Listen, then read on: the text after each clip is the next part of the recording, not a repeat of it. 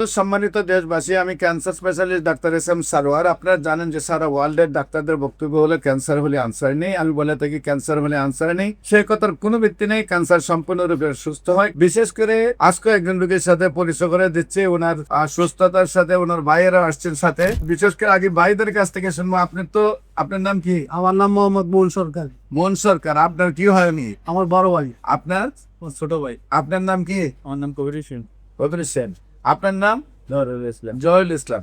কি অবস্থায় আপনি ছিলেন, কোথায় কোথায় চিকিৎসা করছেন এবং কিভাবে এই অবস্থায় আছেন আপনি একটু বলেন।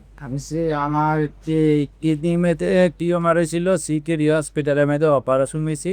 অপারেশনের পরে দিয়ে আমার দিয়ে করাইলো কি ক্যান্সার।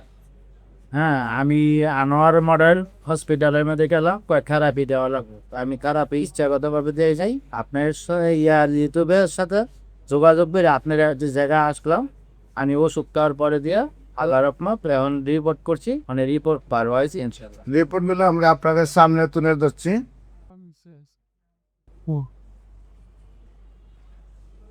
রিপোর্ট সম্পূর্ণ ভালো আসছে। জি, আপনার শারীরিক অবস্থা ভালো কিনা? ইনশাল্লাহ এখন ভালো। মোটামুটি শরীর শক্তি আছে? আল্লাহর রহমতে সম্পূর্ণ সুস্থ। আমাদের পাশে ব্রাহ্মণবাড়িয়া হাসপাতালের একজন সম্মানিত মালিক সাহেব, ওনারও কিছু ক্যান্সার রোগীর গল্প আছে, আমরা একটু সাথে শুনি। আসসালামু আলাইকুম, আমি সাংবাদিক আসাদ আবিদ। আমার কুমিল্লা দেহাটর হসপিটাল আছে, এখানে অনেক রোগী আসছে। যখন যারা একবারে চিকিৎসার শেষ পর্যায়ে, তখন আমরা বলি যে আমি অনেক সময় ইনভাইট করি যে একটা সোহর সাহেবের সাথে যোগাযোগ করা যাবে। ইনশাল্লাহ রুগী আসছে, আমার জানা মতো অনেকে ভালো হয়েছে। তো ওনাকে আমি আপনি কয়জন যাদেরকে পাঠিয়েছেন তারা সুস্থ হয়েছে কি? আল্লাহ। সম্মানিত দেশবাসী, বিশেষ করে ওনার আরো দুই ভাই, আমরা ওনার কাছ থেকে শুনবো। আপনার ভাইয়ের এই অবস্থা দেখে আপনার কেমন লাগছে বা খুব আনন্দ লাগছে।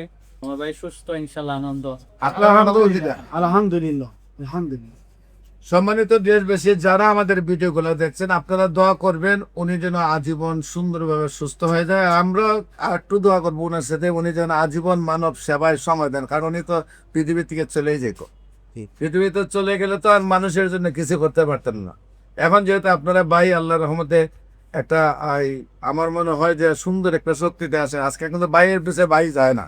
ভাইয়ের সুস্থতা দেখে আপনাদের সাথে আসছেন, এত আপনাদের পরিবারটা অনেক সুখী পরিবার। আপনার মতো একজন মানে এই সংসার রুজি না করলেও চলবে।